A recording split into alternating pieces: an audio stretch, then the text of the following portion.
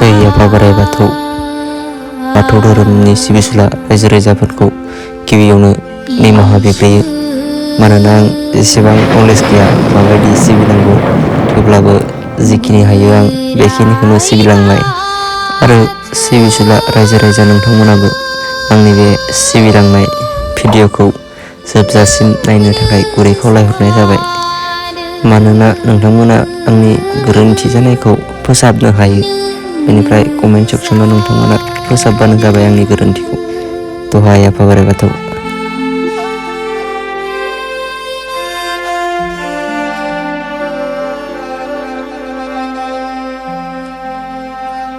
आ